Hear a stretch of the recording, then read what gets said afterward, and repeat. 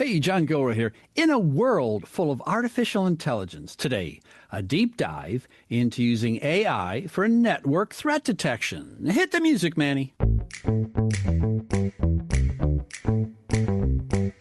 Welcome to the Federal Tech Podcast, the podcast that connects you to federal technology leaders. My name is John Gilroy, and I'll be your moderator in the virtual studio today. We got a full house today. We have Wes Nagel, DoD Sales Manager, and we have Gage Cowger, who is a security engineer for a company called Vectra, V-E-C-T-R-A, Vectra AI. Gentlemen, how are you? We're doing great. How about yourself, sir? Good. Okay. We got to dive into this, and there are some people who know about Vectra, some don't, but I think you guys have a very well-earned reputation in the area for protecting networks, and I thought we'd just jump off into federal networks, and I'm going to open up with encryption. So, Wes, let's say we're sitting on a bus and we're talking to each other, and I turn to you and go, well, all the network, it's all encrypted, man, so how can you even, how do you handle that? I mean, how do you protect encrypted networks? I mean, that's the opener, isn't it, Wes? How do you do it? Absolutely, sir. Today, the nation-state actors are trying to come in and use an encryption everywhere, right? And so how we use AI is we actually look at the encrypted traffic. We don't de-encrypt at all, and we actually look at where it's going. We're looking for behaviors using AI. Well, behavior is interesting. So, Gage, my question to you goes back to your grandfather.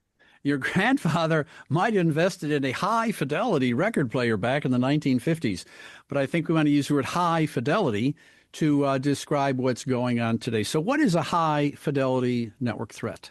So a high-fidelity network threat and what we call high-fidelity threat signals would really be just a detection or an alert that you can trust. Most tools today are going to generate a lot of noise, and they're really going to bog down your analysts. So what we're going to do is we're going to train our model specifically on real attacker techniques that are behavioral-based, context-aware, and correlate across multiple devices. So we're not just giving you alerts, but we're giving you high-fidelity signal with trust and context. So the big difference, John, is actually, a lot of the tools today have been signature-based. We're non-signature-based.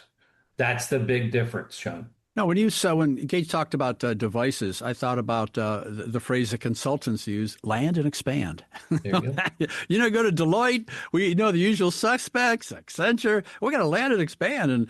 And so that's the objective of a lot of these attacks. So do you just detect and walk away, or what about the East-West movement? Wes? Yeah, so, the biggest problem is today nation-state actors are already in the system. They either come in through clickbaits, they'll come in through threats through emails, threats through everywhere else, and SaaS environments. Today's network is everywhere, right? And so, which really means is you've got multiple cloud environments, you got multiple SaaS environments, you've got on-prem environments, you got tactical environments, right? And so, how do you look at all that in real time? If it already hit a log anywhere, it's already too late, right? And so I'll ask, Gage to add a little bit more flavor to it, but so modern networks are, as Wes was, alluding to, they're ever expanding, and attackers aren't just, breaking in; they're kind of just logging in. So we utilize the AI and ML to track in real time based on behaviors. So even if something like a malicious payload, which can changes, we can really track them, and we don't need to remain siloed as we used to. As Wes was saying, within cloud, within identity, you really need that full context to protect the modern network. Yeah. So, Gage, if listeners go to LinkedIn and type in GAGECOWGER, get your profile, good-looking picture there. I see you spent some time with the Space Force. Space Force, they use a word called hybrid, but they talk about hybrid space. They mean sub-LEO orbits, MEO, GEO, cis, lunar orbits, and so this word hybrid means different things to different people.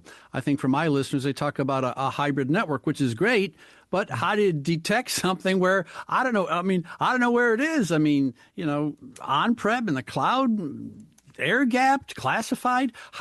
So Gage, how do you figure it out? Yeah, so that picture is a very old picture. Just to start, I actually think that might be the first picture I got after basic training, and I don't know if the Space Force was even around then yet. Uh, but yes, Mio, Leo, Hio. I remember those words very Yeah, well. man. Let's take that idea over to networks. So in that same sense, Hio, Mio, Leo, the lower, middle, and upper Earth orbit, they're different planes. Well, Yeah. that's exactly how your network is going to be. As you said, you can have an on-prem network.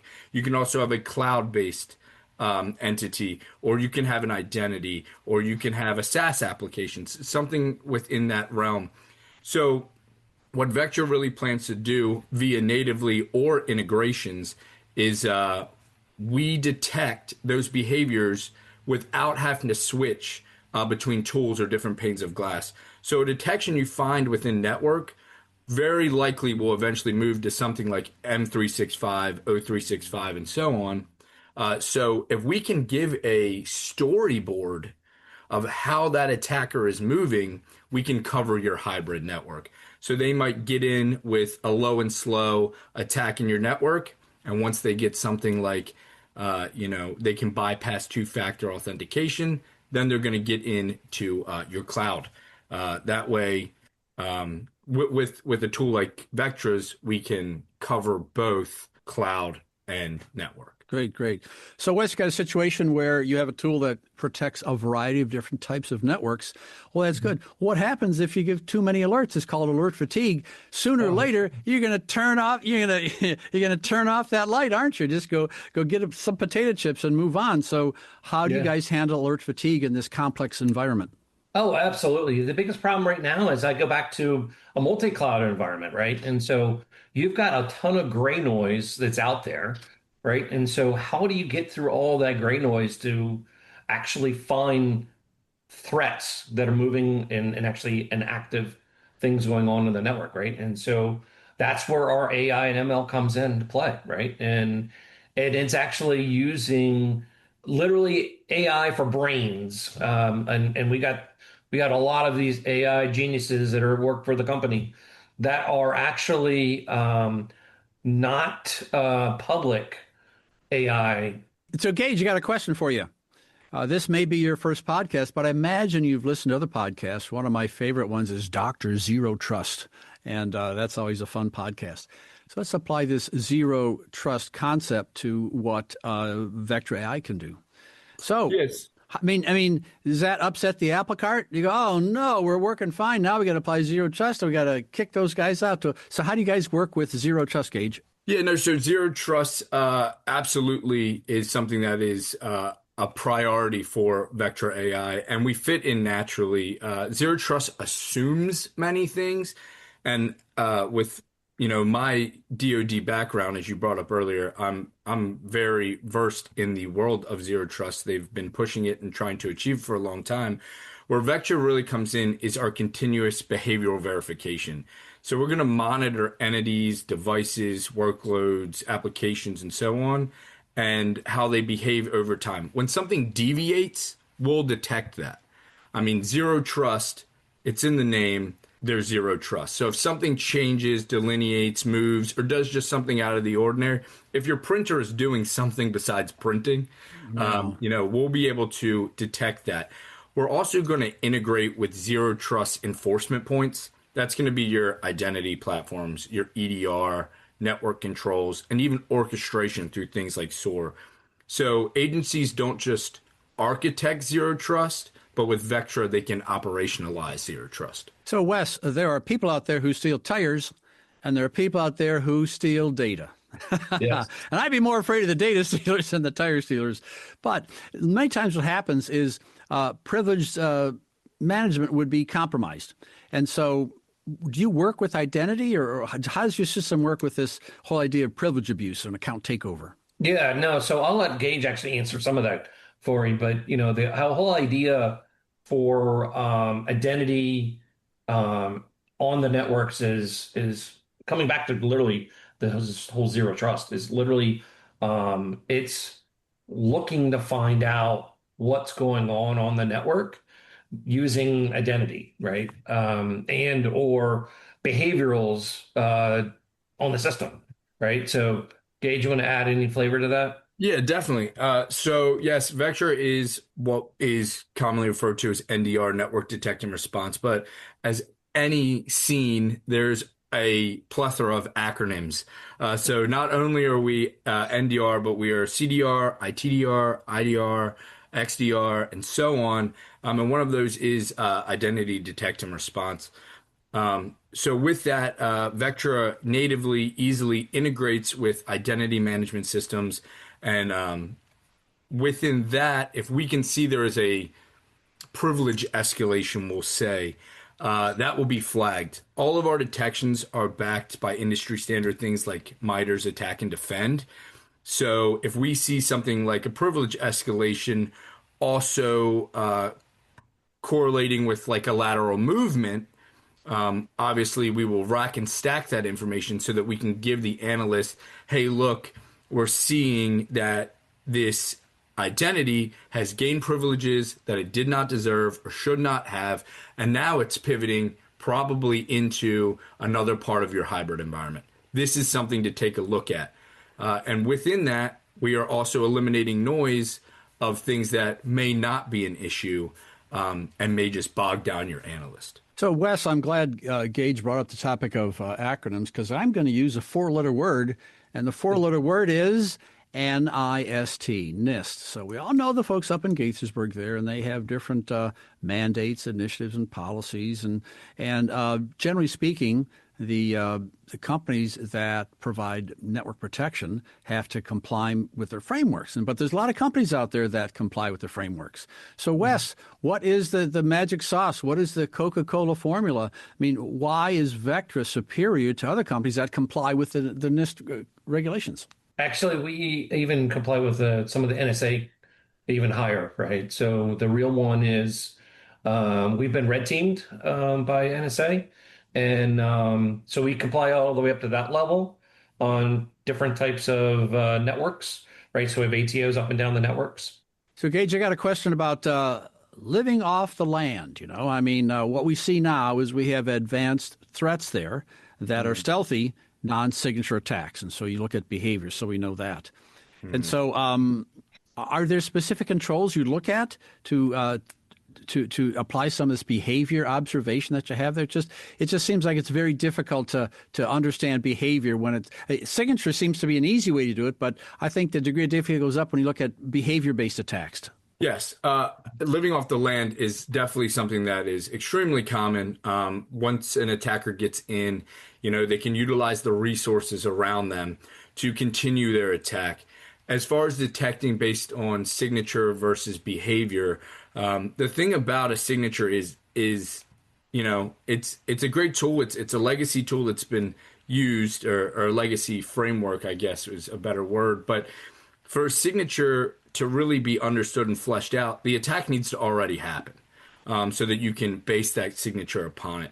But with a behavioral-based detection, we're not necessarily looking at the tool that they're using always, but you're looking at the behavior and the intent. If we can correlate intent, we can kind of stop, not even kind of, we can stop an attacker, in their tracks. We need to think and act like an attacker, always pivoting. As far as living off the land, we commonly see things like people using Power Automate, flow creation. We see, tools that are really built within that sense, Windows. If you can use a behavior to determine that tool isn't normally doing what it's supposed to, you don't need to specifically look for that signature, and you can stop something before it happens. For someone that is using Vectra, stopping something before it happens usually can tend to lead into, ending up not paying for things like ransomware, or not losing sensitive data, not compromising, or even, staying out of the newspapers. That's also a thing. Yeah. So, John, a little bit more to that is actually, it's in the DoD world that Gage and I run in, it's really about nation states, right? Nation states are trying to get into our systems, trying to get into into the classified environments, right? And so they're not going to use a signature that's been done before, right? So they're going to try to get in to do something different. Um, Quite honestly, just like we did in Venezuela, that Hmm. President Trump just did when it comes to shutting off power and that kind of thing, right? So our idea is actually to look and see where things are actually happening in the network, and if do we see something that's, not being, it's not normal, we start letting people know, and that's where that alert really comes in and actually does some automation and shuts it down. Gage, we started off this discussion talking about encrypted networks, and we've kind of gone through that a couple different times here. But that's not the only flavor that's out there. I think if you look at a trending topic is OT, operational technology, and the different sensors everywhere. And there's sensors. Navy boys have sensors. There's sensors in submarines. There's sensors in aircraft. I mean, they're everywhere. And so there's OT and IoT heavy networks as well. And so looking to the future, so how is Vectra AI going to flex and adapt to these new types of networks going out there? I mean, 30,000 satellites, as you know, by 2030. I mean, what about the networks? I mean, C-130 has networks that get like 3 gigs a minute of data coming in there. And so what innovations does Vectra AI going to have to adapt to these kind of new age networks? Completely understandable. Me and Wes actually went and visited a panel a few months ago, and it was all about OT. And Hmm. that is the new, hot ticket right now. So a lot of OT networks are connected to IT networks. It's just, basically how it is. If we can, get into some of those systems and protect them, whether the traffic flowing through or the traffic flowing back, we can really, harden, utilizing things like defense in depth, those new moving networks. As far as mass amounts of data ingestion, that's where Vector really comes in. Pouring over logs is difficult, and I think me being generous, 90% of logs aren't going to give you any context. So when we can come in and kind of do that, not instead of the human, but alongside the human analyst, we can really keep the workload at a manageable pace. We also are always scalable to fit. We used high fidelity earlier. I'll say Yeah. high fidelity, high bandwidth networks, which is what's happening when you're adding in IoT and OT into already existing IT networks. The real challenge is going to be using legacy systems. A lot of the OT networks run on legacy systems. If we can, provide on the IT end and in the future on the, direct OT end, we will be able to, even now we have prospects and customers that we are protecting their OT to IT networks. Yeah. So Wes, what about something like a software-defined network? I mean, artificial intelligence now can create websites in a snap of a finger.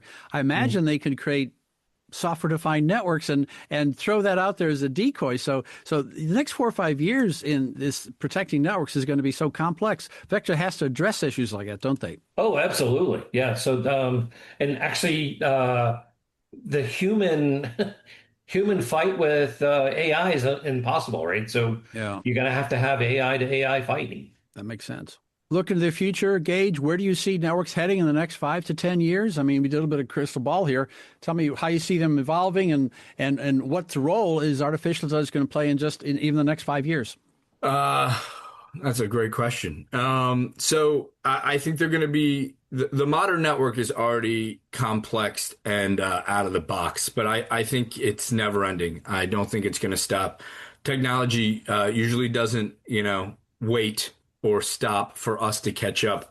So I think you're going to see maybe the requirements for something like a network detect and response, AI ML based tool in the same way that other tools are required, especially within the federal government.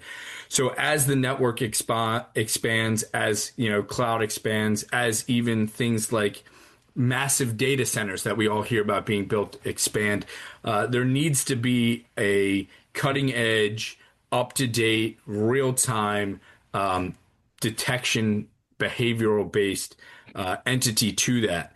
And I think that without it, a lot of companies are going to put themselves at a disadvantaged, vulnerable position. So I think you'll see more implementation and expansion. Yeah. So Wes, when guys like Elon Musk talk about satellites and communication, they talk about latency. And maybe latency can be applied to threat detection too. So what about latency and speed in the future for network detection? I mean, that's got to be something that is going to be a differentiator in the future, won't it? Oh, absolutely. And actually, funny thing is we were actually talking to a lot of different organizations today.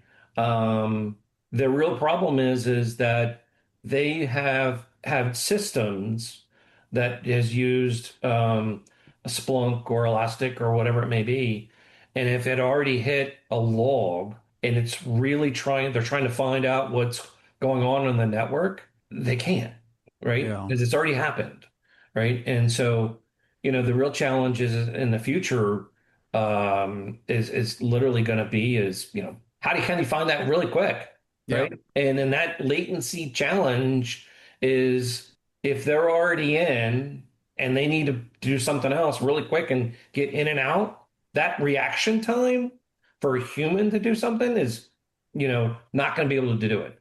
And that's exactly why you need AI to start hitting and fighting for you and finding those threats and or other types of challenges that are on a network that need to be shut down in minutes. Yeah. That's in days. To keep up with latency and to maximize your speed, it's really automating that initial analyst step. If you're relying on signatures or rules or someone noticing an alert, that's, we're all human, so utilizing something like Vectra AI, utilizing Vectra AI itself, you're going to automate that first initial step, which really is going to allow you to go from that alert review to that immediate response quickly. Yeah. This is a great topic. I'm sure we'll be upside down in 12 months with all kinds of new threats and attacks and ways to defend it. And so this is going to be a pretty good area to dive into in 2026. You have been listening to the Federal Tech Podcast with John Gilroy. I'd like to thank our guests, Wes Nagel, DoD Sales Manager, and Gage Cowger, who is a security engineer at a company called Vectra AI, VECTRA.ai. Thanks, gentlemen. Thank you, sir. Thank you.